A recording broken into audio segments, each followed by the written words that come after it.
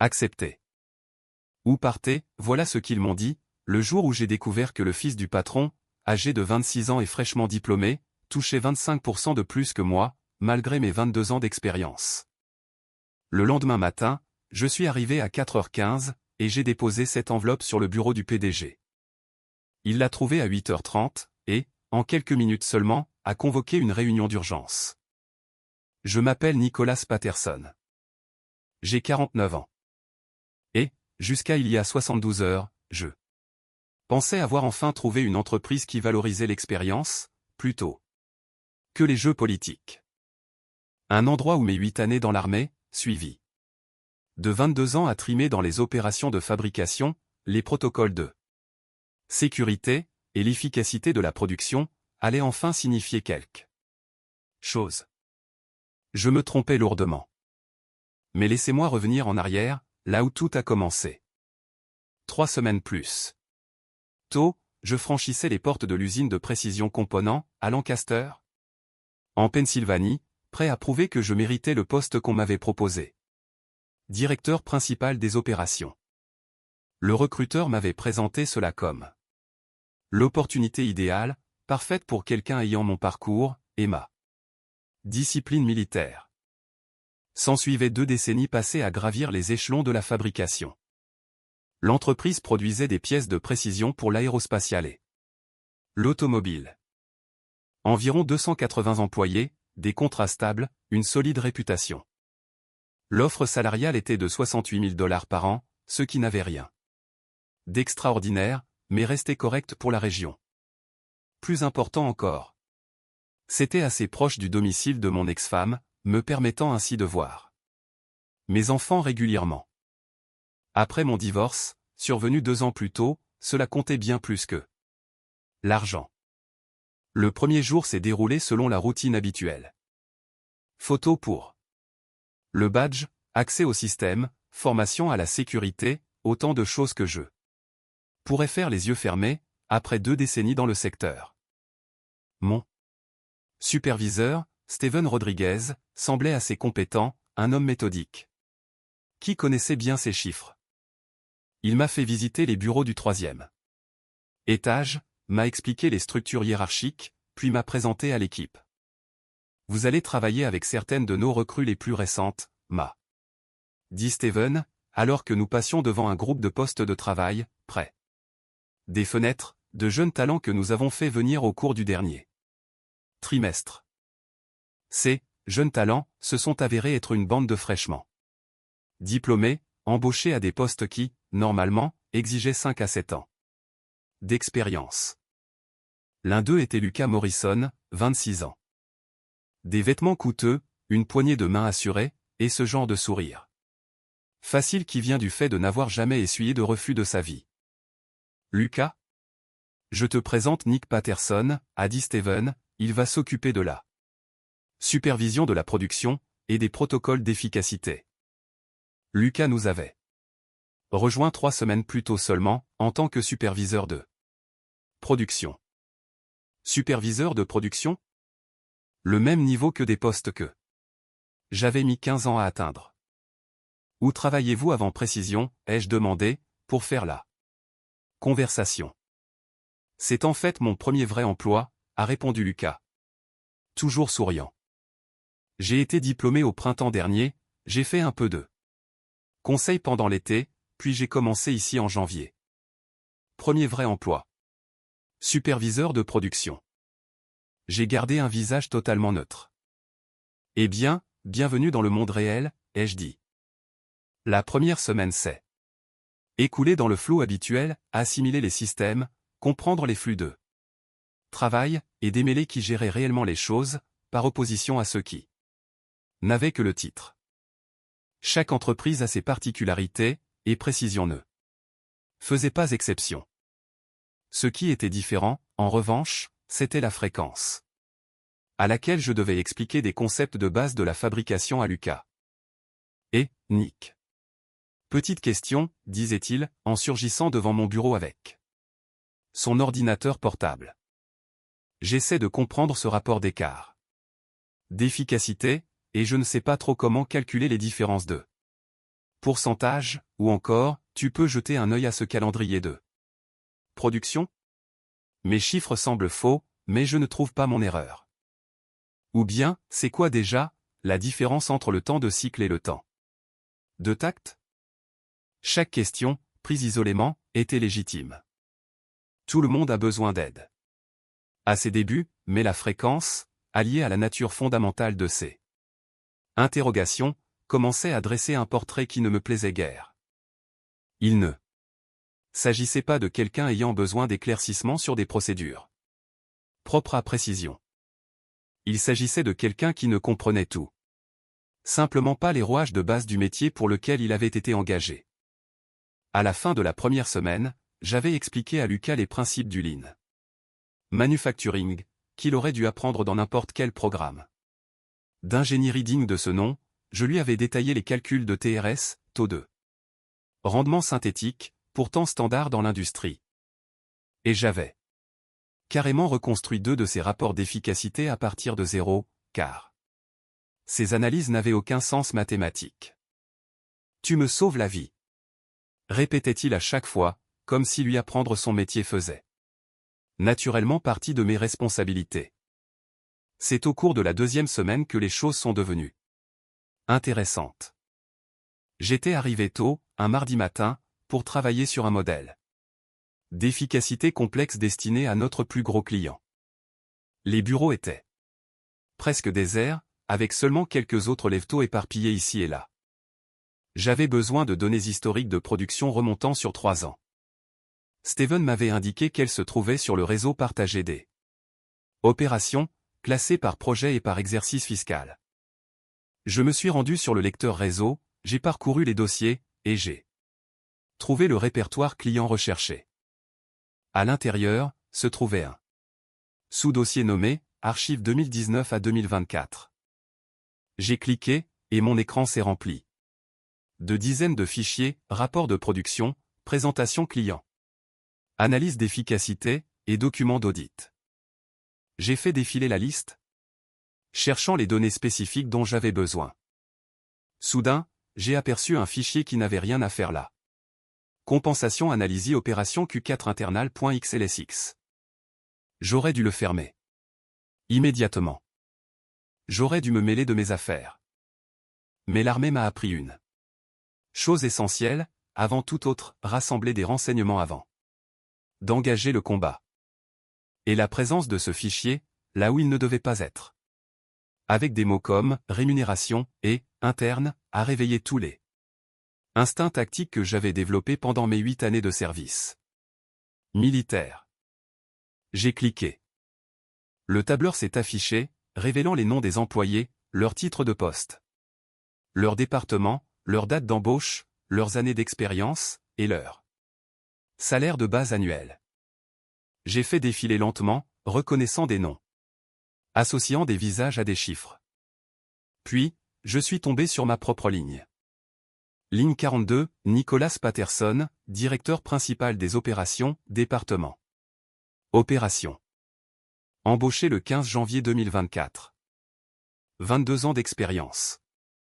Salaire de base annuel, 68 000 $. Exactement ce qu'il m'avait proposé, tout à fait conforme à mes attentes. J'ai continué à faire défiler. 4 lignes plus bas, je l'ai vu. Ligne 46, Lucas Morrison. Production. Superviseur des opérations, embauché le 8 janvier 2024. 0 année d'expérience. Salaire de base annuel, 85 000 $. Le chiffre était là, étalé sur mon écran. Du texte noir sur fond blanc, absolument incontestable, 85 000 $. C'était 25% de plus que moi, pour un poste de niveau équivalent, avec 0 année d'expérience. Mes mains se sont figées sur le clavier. Les bruits du bureau se sont estompés, devenant un simple bruit de fond. 85 000 $. J'ai relu le chiffre, persuadé d'avoir mal compris, mais les données étaient bien trop détaillées, trop précisément structurées. Les noms correspondaient aux employés actuels, et les dates d'embauche coïncidaient parfaitement avec les débuts réels des gens. J'ai cliqué sur le lien du profil d'employé de Lucas. Le système a chargé son dossier de personnel. Complet. Date de naissance, 12 mars 1998. Éducation, baccalauréat en sciences. Génie industriel, Université d'État. Diplômé en mai 2023. Emploi précédent. Stagiaire en marketing, Morrison Industrial Holdings, de juin à août 2023. Certification, aucune. Expérience pertinente, aucune. Supérieur hiérarchique. Steven Rodriguez. Note spéciale, recommandation de la direction. Embauche. Prioritaire. Recommandation de la direction. J'ai cliqué sur la mention. Une fenêtre contextuelle est apparue avec des détails supplémentaires. Employé recommandé par le PDG Harold Morrison. Approuvé pour un placement accéléré et un programme de rémunération préférentielle en alignement avec l'initiative stratégique d'acquisition de talents. Harold Morrison. Lucas Morrison. Le fils du PDG. Ce n'était pas de l'acquisition de talents stratégiques. C'était du népotisme pur et simple. Habillé de jargon d'entreprise, cautionné au plus haut niveau, et dissimulé derrière des décisions prises à huis clos, ainsi que des fichiers de rémunération confidentielle que les employés n'étaient pas censés voir. Et moi. Quelqu'un qui avait passé 8 ans à apprendre la discipline et le commandement. Dans l'armée, puis 22 années supplémentaires à concevoir des systèmes de production et à former des équipes, j'avais été embauché à un tarif tout simplement insultant. Dans l'armée, nous avions un dicton, connaissez votre terrain avant d'avancer. Je n'allais pas faire un pas de plus, avant d'avoir compris exactement à quoi je faisais face. J'ai parcouru le reste du tableur, croisant les noms avec les visages que j'avais appris à connaître au cours des 2 dernières semaines. Rapidement, le schéma est devenu évident. Amanda Foster, 72 000 $ pour un poste d'analyste junior, alors qu'elle était sortie de l'université depuis seulement 18 mois. Ryan Coleman, 78 000 $ en tant que superviseur associé, à seulement 24 ans. Tous deux portaient la même mention, recommandation de la direction. Pendant ce temps, les personnes qui faisaient réellement tourner l'usine étaient systématiquement sous-payées. Analyste principal de fabrication, avec 12 ans d'expérience, 62 000 $.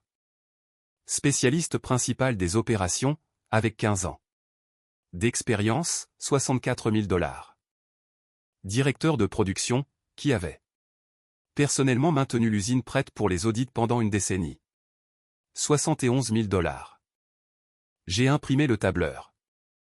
Mes mains étaient parfaitement stables alors que je pliais les pages, pour les glisser dans ma veste. Ensuite, je me suis déconnecté, je suis resté assis un long moment dans le bureau vide, et j'ai pris une décision qui allait tout changer. Je me suis dirigé directement vers les ressources humaines. Le service des ressources humaines se trouvait au 2e étage, tout en vernis professionnel, agrémenté d'affiches de motivation sur l'excellence et le travail d'équipe. La directrice s'appelait Patricia Williams, la cinquantaine, possédant ce genre de vernis d'entreprise qui s'acquiert après des décennies à gérer les problèmes sans faire de vagues. La porte de son bureau était ouverte. Je dois discuter d'un problème de rémunération, ai-je dit, coupant court à ses salutations. Son sourire s'est figé.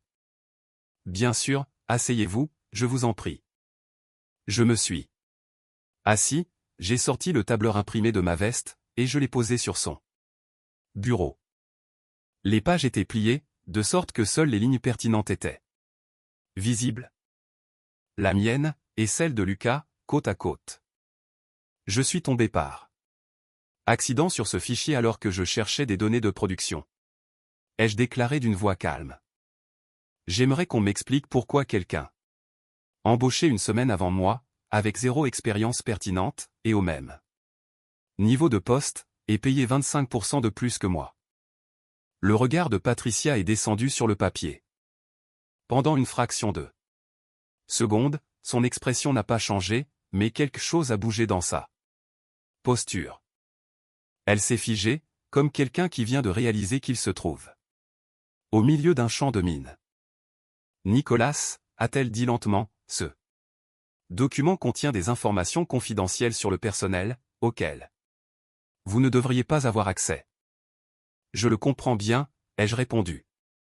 C'était accidentel, mais maintenant que je l'ai vu, j'ai besoin que vous m'expliquiez en quoi cette structure de rémunération est autre chose que de la discrimination. Un long silence s'est installé entre nous. Patricia a croisé les mains sur son bureau, son expression passant d'un accueil chaleureux à une distance très professionnelle. Les décisions de rémunération chez Précision reposent sur de multiples facteurs complexes, a-t-elle dit, articulant chaque mot de façon précise, et de toute évidence répétée, les conditions du marché, la complexité du rôle, la trajectoire de croissance projetée, la valeur organisationnelle stratégique, ou encore les résultats des négociations individuelles. Il y a des nuances qui ne peuvent être saisies en se contentant d'analyser des données isolées. Lucas Morrison est enregistré avec 0 année d'expérience pertinente, ai-je rétorqué d'un ton plat. Il occupe pourtant le même niveau de poste que moi. J'ai 22 ans d'expérience dans les opérations de fabrication. Quelle nuance justifie de le payer 25% de plus? La mâchoire de Patricia s'est contractée, de manière presque imperceptible. Je ne suis pas autorisé à discuter des détails de rémunération d'un autre employé avec vous. Cela violerait nos politiques de confidentialité.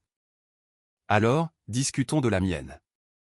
Ai-je été embauché nettement en dessous du prix du marché, tandis que le fils du PDG, fondamentalement non qualifié pour ce poste, bénéficiait d'un salaire préférentiel, sous prétexte d'une recommandation de la direction?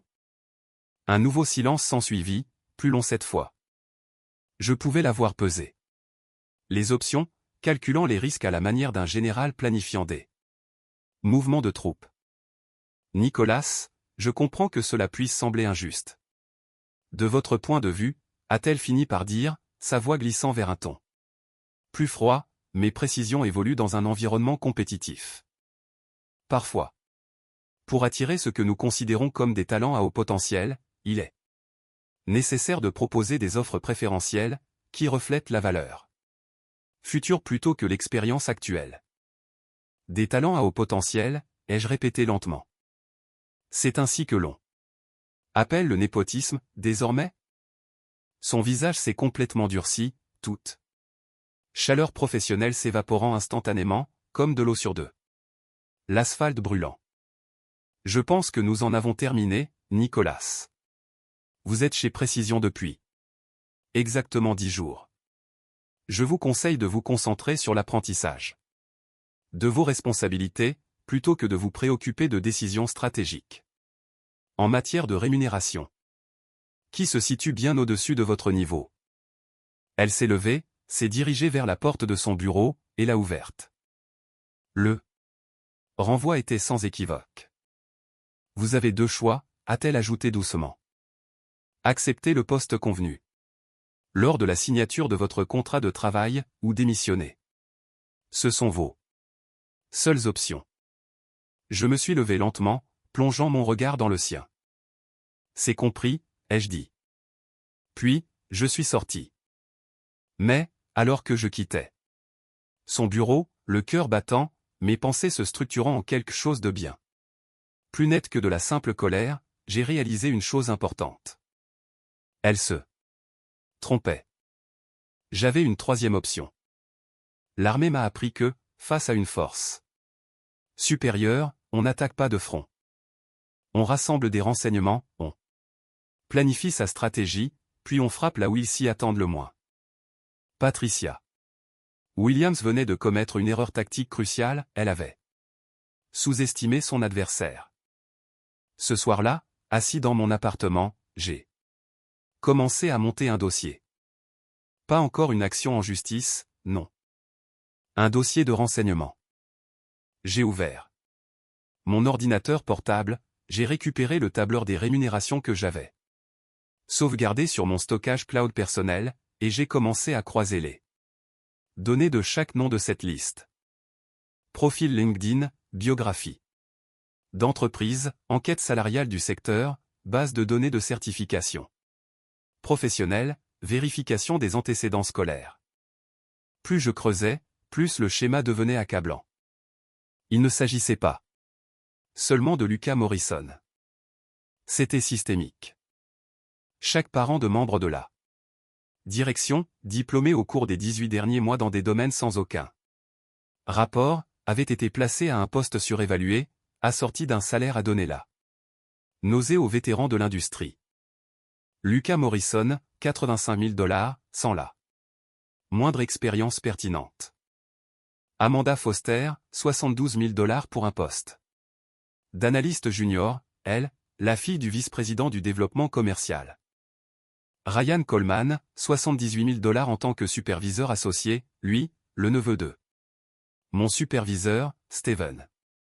Pendant ce temps, les personnes qui faisaient réellement tourner l'usine, celles qui comprenaient l'optimisation des flux et le contrôle statistique des processus, étaient systématiquement sous-payées. Ce n'était pas seulement injuste, c'était une suppression salariale systématique, déguisée en planification stratégique des rémunérations. Précision avait bâti un modèle opérationnel consistant à sous-payer des employés fidèles et expérimentés, tout en versant des salaires gonflés à des parents de cadres non qualifiés. Il comptait sur le fait que les gens soient trop effrayés, trop fatigués, ou trop reconnaissants d'avoir un travail pour oser l'ouvrir. Il comptait sur le silence. À 2 heures du matin, j'avais rédigé un rapport de renseignement complet. 28 pages, simple interligne, mis en page de manière professionnelle, nom des employés, titre, comparaison de salaire, et données de référence de l'industrie. J'ai créé des graphiques montrant l'écart salarial entre les embauches par népotisme et les employés recrutés au mérite. J'ai mis en évidence des exemples spécifiques où une personne avec 18 mois d'expérience gagnait plus qu'un vétéran ayant 15 ans d'ancienneté. Tout en haut, j'ai écrit en gras, précision component, UNC une analyse complète des pratiques d'embauche népotique et de la discrimination salariale systématique. Puis, j'en ai imprimé 5 exemplaires. Un pour Harold Morrison, le PDG, un pour mes dossiers personnels, un pour le ministère du Travail, un pour la Commission pour l'égalité des chances en matière d'emploi, EOC, et un destiné à être partagé avec chaque employé de l'entreprise. Le lendemain matin, je me suis réveillé à 4h15, sans réveil, porté par l'adrénaline et une clarté d'esprit absolue. Je me suis douché, j'ai mis mes plus beaux vêtements, puis j'ai conduit jusqu'à l'usine de précision, alors que le ciel était encore noir. Le parking était vide, à l'exception des véhicules de l'équipe de nettoyage de nuit. J'ai passé mon badge pour entrer dans le bâtiment, me déplaçant avec ce calme déterminé que l'armée m'avait inculqué lors des opérations nocturnes. Le gardien de sécurité, Ronald Anderson, a à peine levé les yeux de son roman de poche lorsque je suis passé devant la réception. Arrivée matinale, Nick, a-t-il dit. Une date limite importante sur un gros projet, ai-je répondu, en gardant un ton détaché. J'ai pris l'ascenseur jusqu'à l'étage de la direction. Le bureau d'Harold Morrison se trouvait tout au bout du couloir, derrière des doubles portes sur lesquelles son nom était gravé sur de l'acier brossé. J'ai testé la poignée. Fermée à clé, comme prévu. Mais je savais qu'Helen Thompson, son adjointe administrative, gardait des clés de secours dans son bureau pour les livraisons urgentes. Je l'avais vu s'en servir durant ma première semaine, lorsque Steven devait déposer des documents urgents. L'espace du secrétariat était sombre et silencieux. Je me suis déplacé avec précaution, cherchant le tiroir du bureau à tâtons, dans la faible lumière qui filtrait à travers les fenêtres du couloir. Le tiroir a glissé en silence. Le trousseau de clés se trouvait exactement là où je m'en souvenais, chaque clé étant clairement étiquetée de l'écriture soignée d'Hélène. J'ai pris la clé Marqué « Bureau du PDG », j'ai déverrouillé les doubles portes, et j'ai pénétré dans le domaine d'Harold Morrison. Le bureau était exactement ce que l'on pouvait attendre de quelqu'un qui privilégiait l'apparence sur le fond. Des baies vitrées s'élevant du sol au plafond, offrant une vue plongeante sur la zone industrielle de Lancaster.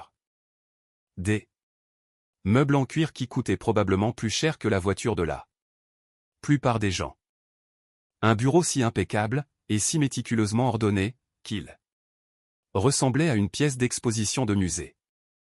Des photos de famille s'alignaient sur le buffet, Harold avec sa femme lors de gala de charité, Harold serrant la main de politiciens locaux, ou encore Harold et Lucas lors de ce qui semblait être une remise de diplômes universitaires.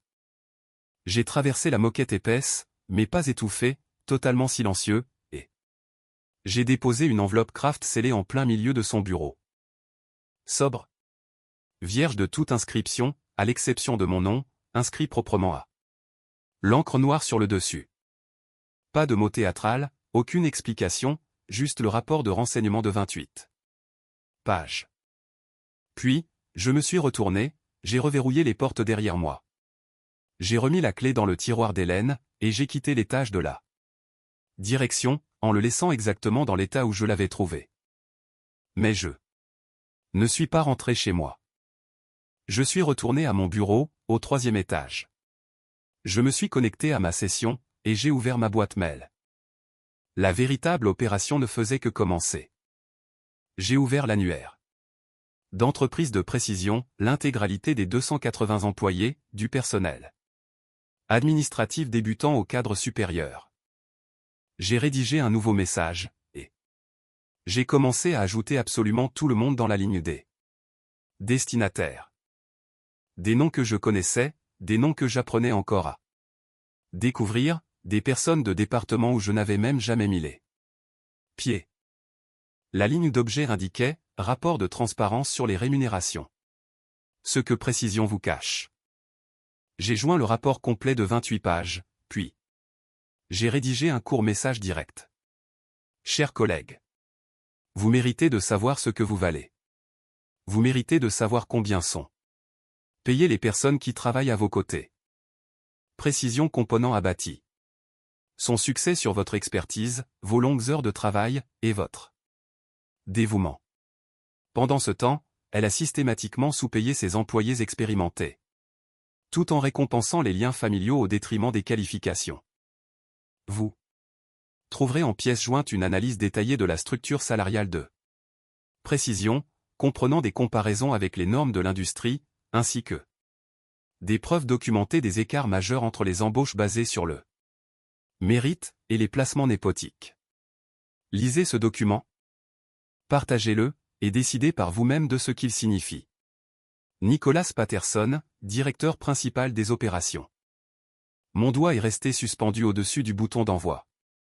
Dans l'armée, nous appelions cela le point de non-retour, ce moment précis où vous vous engagez dans une opération, en sachant pertinemment qu'il n'y aura pas de retour en arrière possible.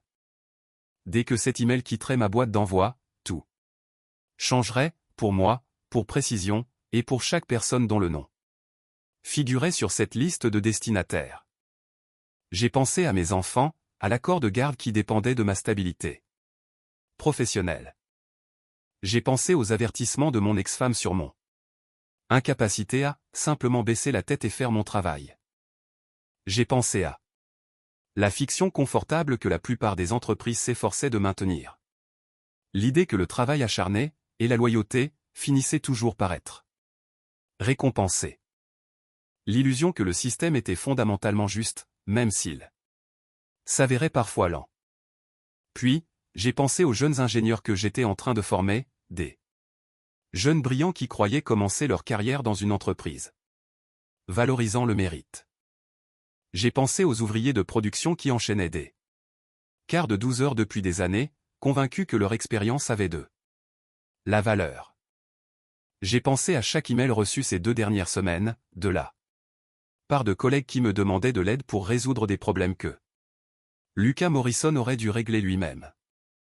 L'armée m'a appris que, parfois, il faut choisir entre suivre les ordres et faire ce qui est juste.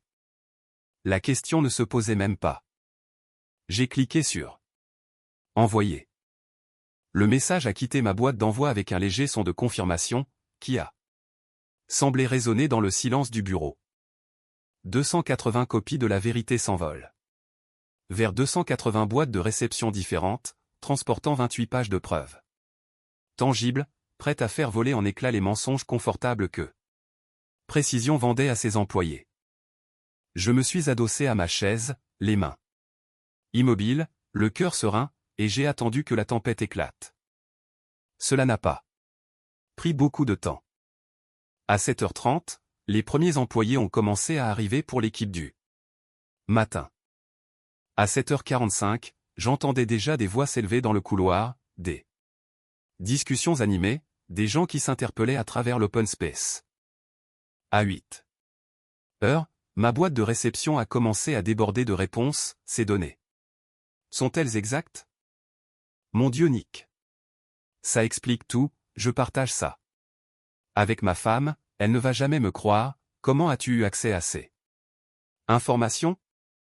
Dès 8h15, les gens stagnaient dans les couloirs, le téléphone à la main, pour lire le rapport, tandis que les voix s'élevaient, chargées d'incrédulité et de colère. Quelqu'un avait imprimé plusieurs sections du document, et les avait scotchées sur le mur extérieur de la salle de pause principale. Un attroupement se formait, pointant du doigt des chiffres précis, prenant des photos. Regardez le chiffre de Lucas. Il est là depuis 3 semaines seulement. Amanda gagne plus que Jim, alors qu'il est là depuis 8 ans. C'est forcément illégal, non? Il doit bien y avoir une loi contre ça. L'atmosphère dans le bâtiment était devenue électrique, presque menaçante. Semblable à l'instant précédant un orage, quand la pression atmosphérique chute. Et que l'on sent la foudre s'accumuler dans les nuages. Des personnes qui avaient accepté leur situation en silence, pendant des années. Voyaient soudainement le tableau dans son ensemble, réalisant enfin comment le jeu avait été truqué à leurs dépens. À 8h42 précise, la BMW de Harold Morrison s'est garée sur la place réservée à la direction, juste devant l'entrée principale. Je connais l'heure exacte, car je surveillais depuis la fenêtre de mon bureau, impatient de voir sa réaction lorsqu'il découvrirait mon enveloppe. Moins de 10 minutes plus tard, sa voix résonnait déjà dans le couloir du 3e étage, tranchante et furieuse, chargée de cette rage propre à celui dont le monde si soigneusement construit vient d'être pulvérisé. Qui diable a autorisé ça? Patricia monte immédiatement. Steven, en salle de réunion, tout de suite. Trouvez comment cela s'est produit, et trouvez-le maintenant. La chasse aux sorcières commençait. À 9h15, le chaos avait gagné tous les étages du bâtiment. Les employés s'attroupaient devant les écrans d'ordinateur, transféraient le courriel vers leurs adresses personnelles, et faisaient des photocopies sur toutes les imprimantes disponibles de l'usine.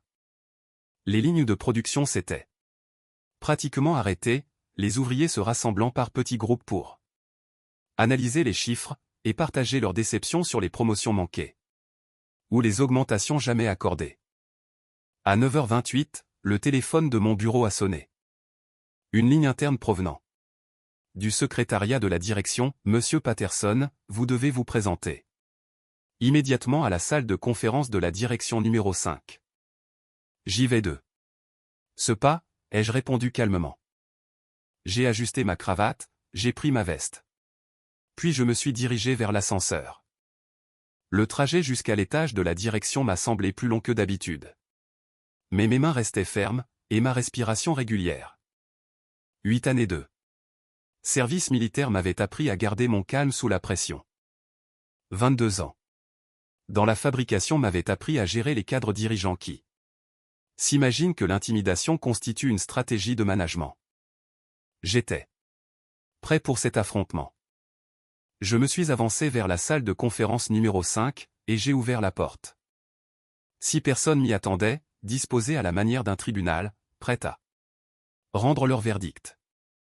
Harold Morrison siégeait en bout de table, la fin de la cinquantaine, des cheveux poivre et sel, un costume de prix, le visage écarlate. De colère contenue.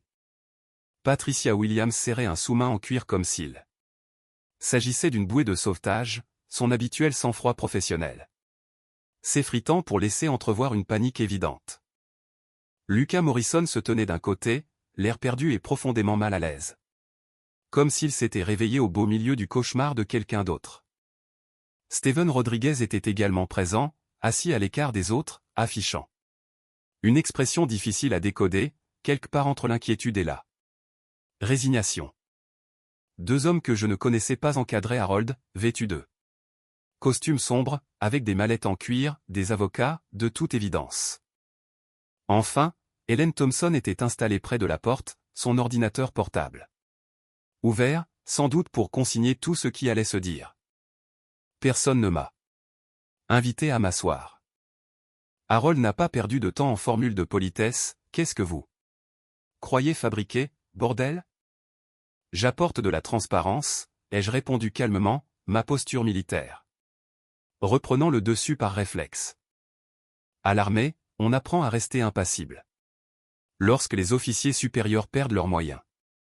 Vous avez volé des données confidentielles appartenant à l'entreprise, a lancé Harold, d'une voix tendue et contenue, mais qui vibrait de fureur.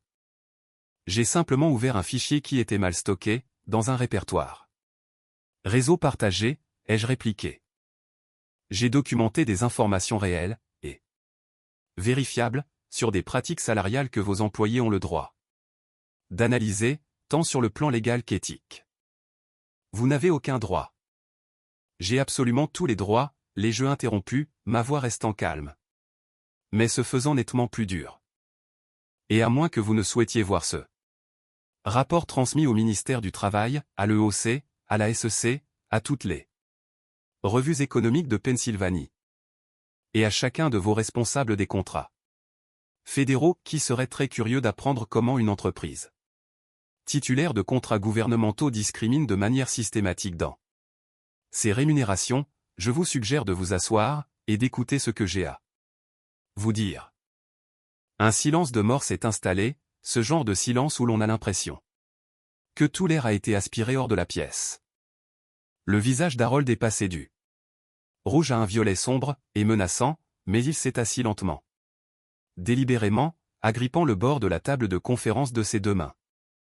L'un des avocats s'est penché en avant, « Monsieur Patterson, vous êtes en infraction flagrante. » Je ne suis en infraction de rien du tout, ai-je lancé, lui coupant net la parole. J'ai accédé à des données pour lesquelles mon profil système disposait des droits de lecture. J'ai compilé des informations salariales véridiques. J'ai partagé ces informations en interne, avec d'autres collaborateurs. Si vous voulez soutenir que la transparence constitue en soi un motif de l'un de vos licenciements, allez-y, essayez, mais je veillerai à ce que chaque avocat spécialisé en droit du travail de Pennsylvanie en soit informé des 7 après-midi. La bouche de l'avocat s'est refermée aussitôt. Les mains d'Harold, toujours crispées sur la table, tremblaient légèrement. « Qu'est-ce que vous voulez » a-t-il articulé à travers ses dents serrées.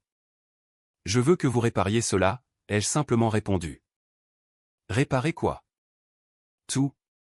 Des réajustements salariaux alignés sur le marché, pour chaque employé expérimenté qui a été systématiquement sous-payé. Un rattrapage rétroactif. Calculé sur les 3 derniers exercices fiscaux. Des grilles salariales.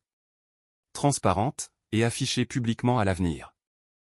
Un audit externe mené par un cabinet indépendant sur l'ensemble de nos politiques de rémunération. Et enfin, une politique écrite, officielle, interdisant explicitement les embauches népotiques et exigeant des justifications écrites pour toute décision salariale. S'écartant de manière significative des standards du marché. L'un des avocats a commencé à protester. J'ai levé la main, paume vers l'avant. Ou alors, ai-je lancé, d'une voix suffisamment forte pour étouffer toute contestation dans la pièce, je quitte ce bâtiment à l'instant, j'apporte ce rapport directement au Lancaster Intelligencé, je publie l'analyse complète sur LinkedIn. Je dépose des plaintes officielles auprès du ministère du Travail et de l'EOC, et je laisse vos investisseurs, votre conseil d'administration et vos responsables des contrats fédéraux décider de ce qu'ils pensent d'une entreprise industrielle qui rémunère le fils incompétent de son PDG 25% de plus qu'un cadre supérieur fort de 22 ans d'expérience avérée. La pièce est devenue totalement silencieuse. Harold me fixait comme si je venais d'incendier son bureau. Patricia semblait vouloir que le sol se dérobe sous ses pieds. Lucas, lui, donnait l'impression de vouloir être n'importe où ailleurs dans l'univers. Finalement, Harold a pris la parole d'une voix basse et menaçante. Vous êtes ici depuis 2 semaines, et vous croyez pouvoir débarquer dans mon entreprise pour dynamiter tout ce que j'ai construit. Je n'ai rien dynamité du tout, ai-je répondu d'un ton égal. C'est vous qui avez conçu ce système. C'est vous qui avez instauré ces pratiques. C'est vous qui avez validé ces niveaux de rémunération. Je me suis contenté d'allumer la lumière, pour que tout le monde voie ce qui s'y passait. Vous êtes licencié, a lâché Harold d'un ton sec. Parfait, ai-je répliqué aussitôt. J'ajouterai le licenciement abusif et les mesures de rétorsion aux plaintes officielles que je dépose cet après-midi. La phase de communication des pièces durant le procès s'annonce particulièrement intéressante. La mâchoire d'Harold travaillait en silence, ses dents se serrant à se rompre. Patricia s'est penchée vers lui murmurant à l'oreille des paroles urgentes. Son visage à elle, déjà pâle, était devenu presque gris. Harold a fermé les yeux. Lorsqu'il les a rouverts, une partie de son agressivité s'était évanouie, remplacée par un calcul froid. Nous allons revoir la structure des rémunérations, a-t-il dit lentement. Chaque mot semblant lui arracher la gorge, en interne, et en toute confidentialité. Tout ceci doit rester dans ces murs. Cela dépendra, ai-je répondu, de l'ampleur de vos corrections, et de l'honnêteté avec laquelle elles seront appliquées. Je me suis levé, j'ai récupéré ma veste, et j'ai regardé Lucas bien en face. Pour ce que ça vaut, ce n'est pas personnel. Ce n'est pas toi qui as fixé ton salaire, mais tu ne l'as pas mérité non plus. Et à un moment donné, quelqu'un aurait dû t'apprendre qu'accepter des opportunités pour lesquelles on n'est pas qualifié entraîne toujours des conséquences. Lucas n'a rien répondu. Il est resté les yeux fixés sur la table, le visage rouge de honte, de colère, ou d'un mélange indéfinissable des deux. Je me suis dirigé vers la porte, je l'ai ouverte, et je me suis arrêté un instant, sans me retourner. Vous avez 72 heures. Passé ce délai, tout sera rendu public. Puis, je suis sorti, laissant la porte se refermer derrière moi. Avec un léger clic final. Derrière moi, j'ai entendu Harold Morrison frapper la table de conférence du poing si violemment que le bruit a résonné dans le couloir comme un coup de feu. Mais je ne me suis pas retourné. Dès 11h30, mon email collectif avait été transféré à des contacts externes, à d'anciens collègues, à des pairs de l'industrie, et à des amis travaillant dans des secteurs voisins. À 14h15, un journaliste économique du Lancaster Intelligence m'a contacté sur LinkedIn, me demandant si j'acceptais de commenter les allégations relatives aux écarts de rémunération chez Précision Components. À 16h45, le conseil d'administration de Précision s'est réuni en urgence, à huis clos. Et à 18h30, un nouvel email général a été envoyé, signé non pas par Harold, mais par le président par intérim du conseil. Avec effet immédiat, Précision Components engage un audit externe approfondi, mené par un tiers, sur l'ensemble de ses structures de rémunération. Tous les employés seront contactés individuellement dans les prochaines 96 heures, au sujet des ajustements, des corrections salariales, ainsi que du versement des arriérés rétroactifs applicables. Nous nous engageons à garantir la transparence, l'équité, et le traitement juste de tous nos collaborateurs, indépendamment de leur ancienneté, de leur parcours, ou de leurs relations personnelles. J'ai relu le texte à 2 reprises, assis dans mon pick-up sur le parking. Puis, je suis rentré chez moi, et j'ai commencé à chercher un autre emploi. 3 semaines plus tard, j'ai reçu un SMS de Steven Rodriguez, Nick, les réajustements de salaire sont passés hier.